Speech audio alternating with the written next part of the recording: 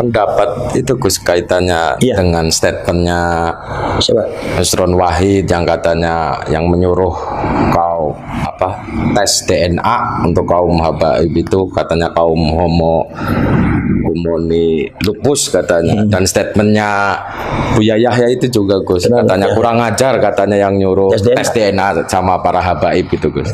Sekarang saya tanya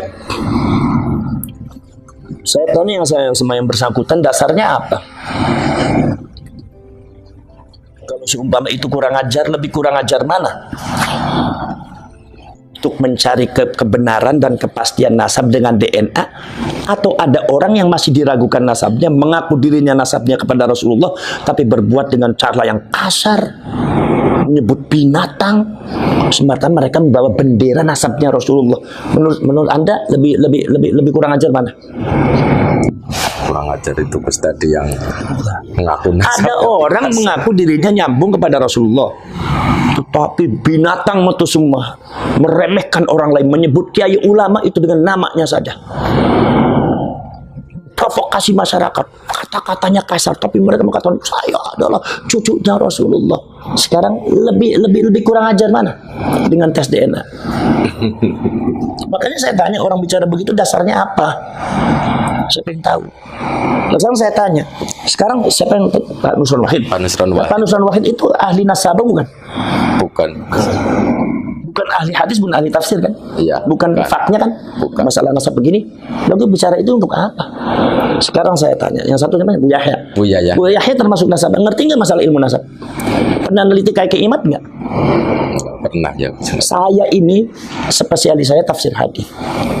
Tafsir hadis, ya udah pegang tafsir hadis. Masalah nasab saya dengerin keimat, walaupun keimat usianya jauh di bawah saya, tapi saya dengerin karena ini ilmiah, ini spesialisasinya dia. Saya tidak berhak untuk menyalahkan, karena spesialisasi saya adalah tafsir dengan hadis. Ini namanya konteks ilmiah. Makanya saya tanya, kalau seumpama Bu Yahya mengatakan seperti itu, dasarnya apa sampai bisa begitu? Sampai pernah neliti kayak imat belum pernah. Untuk apa bicara seperti itu? Itu membuat fitnah, itu seperti itu. Itu namanya yang disebut sama saya narasi nggak benar. Kalau Pak Nusron Wahid dasarnya apa? Sampai itu meliti nasab enggak? Masalah-masalah DNA enggak? Apalagi pernyataannya Pak Nusron itu bertentangan dengan hasil bahsul masail, masalah tes DNA itu boleh di zaman NU lah. Anda sebagai waketum tapi Anda nggak ngerti masalah perkembangan di NU, buat apa Anda jadi waketum? Seharusnya kan nggak seperti itu. Tanya dulu, fas'alu ahla dzikri in kuntum la ta'lamun. Kalau Anda belum tahu, jangan langsung menjustifikasi seperti ini. Tanya dulu yang pada ahli ilmu. Saya itu spesialisnya tafsir hadis. Saya masalah nasab tanya sama Kiai Imat, dengerin, menghargai. Jangan Imat salah ini. Mentang-mentang saya punya guru habaib, mentang-mentang saya itu banyak saudara yang habaib, Ba'alwi. Saya juga banyak saudara Ba'alwi, dari bin Yahya, dari Segaf, dari Al-Jufri, dari Al-Habsyi, banyak ponakan-ponakan saya. Tapi bukan seperti itu caranya. Jadi artinya jangan seperti inilah yang disebut dengan satu sikap tindakan yang tidak dewasa. Justru yang buat gaduh yang seperti ini bukan keimatnya. Kalau keimat itu adalah sudah memenuhi konteks-konteks ilmiah. Memang dari dulu yang namanya konteks ilmiah seperti itu. Anda jangan kaget kalau jadi, apalagi Anda mengatakan orang NU, lah kok kagetan? Kok jadi orang NU kok kagetan nggak sih? Jadi orang NU jangan kagetan, biasa aja. Gus Dur nggak pernah kagetan. Biasa aja kata, orang kok kagetan, benar kata Gus Dur, nggak usah kaget.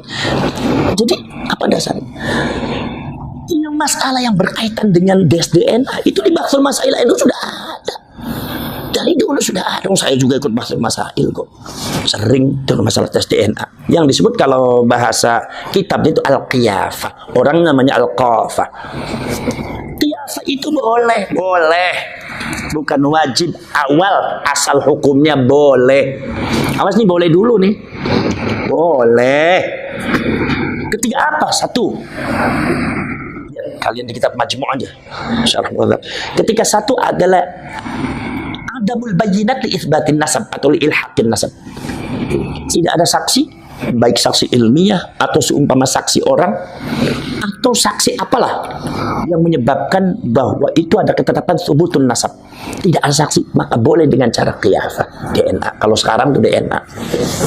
Satu. Nomor dua, ketika ta'arudul bayyinat, ada saksi-saksi tapi bertentangan.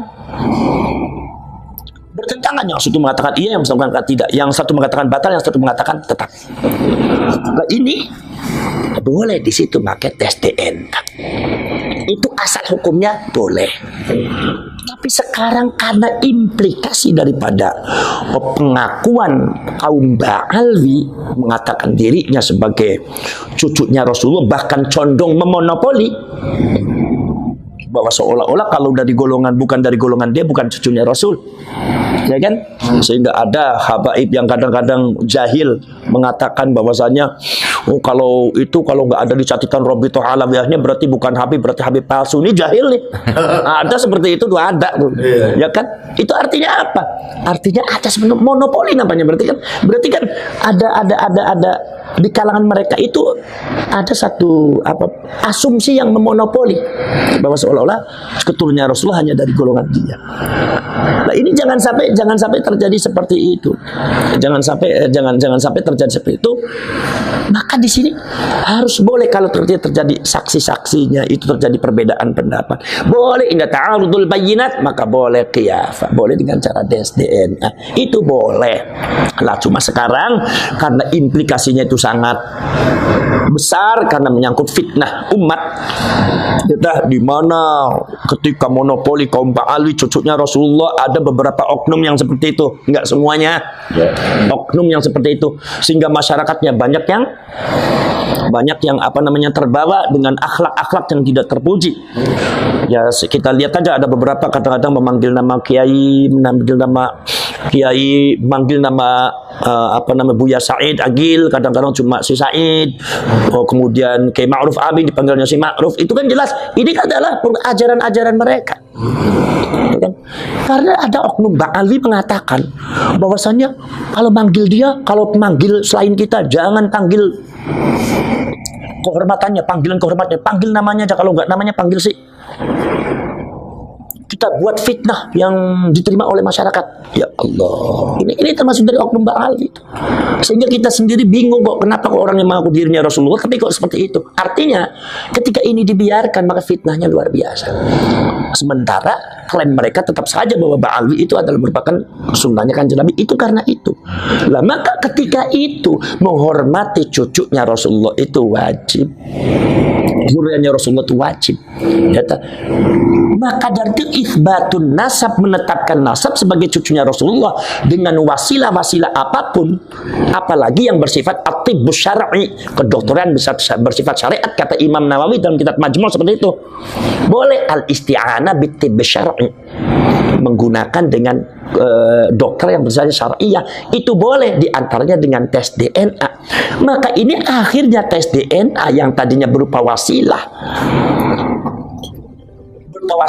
karena ini sudah mendekati implikasi daripada maksud yang karena wasilah ini kemudian sangat penting menentukan daripada maksud. Tanpa wasilah ini, maksud ini, maka tidak akan bisa dicapai. Bagaimana mungkin kita akan bisa menghormati Rasulullah, keturunannya Rasulullah, kalau kita tidak tahu kalau itu keturunannya Rasulullah, kalau kita masih meragukan, ya kan? Maka dari itu di sini kan akhirnya apa yang disebut dengan usul fikih adalah al-wasail fi hukmil maqasid. Akhirnya wasilah dihukumi sama dengan maksud. Ketika maksud menghormati zuriatnya Rasul itu wajib, maka wasilah untuk mendapatkan itsbatun nasab li zuriatir Rasul itu juga hukumnya wajib. Jadi apa yang disebut oleh usul fikih yaitu adalah al-wasail fi hukmil maqasid. Wasilah bisa jadi akhirnya hukumnya sama dengan dimaksud. Dengan apa? Dengan tujuan. Jadi ketika kita itu wajib menghormati zuriatnya Rasul, tapi kita tidak tahu, bagaimana mungkin kita bisa menghormati zuriatnya Rasul kalau kita tidak yakin kalau itu zuriatnya Rasul? Kalau kita tidak tahu bahwa itu zuriatnya Rasul, maka kita ketika menghormati zuriatnya Rasul itu hukumnya wajib. Maka wasilah untuk mendapatkan itsbatun nasab li zuriatir Rasul juga hukumnya wajib. Akhirnya DNA itu juga akhirnya bisa jadi wajib untuk dalam rangka daf'ul fitnah, yaitu menolak fitnah, daf'ud darar, menolak bahaya. Ini kenapa? Karena ini dalam satu bingkai, satu pembahasan sejak zaman dahulu itu sudah banyak syak, keraguan, dan asyakku yuzalu. Keraguan itu harus dibuang. Ma la yatimul wajib illa bihi fahuwa wajib. Kita menghormati cucunya Rasul adalah merupakan tujuan kita, itu wajib, tapi tidak sempurna kecuali dengan tes DNA, karena kita tidak yakin dengan literatur yang ada, maka akhirnya hukumnya wajib juga. Ini yang disebut dengan al-wasail fi hukmil maqasid. Al-wasail fi hukmil maqasid.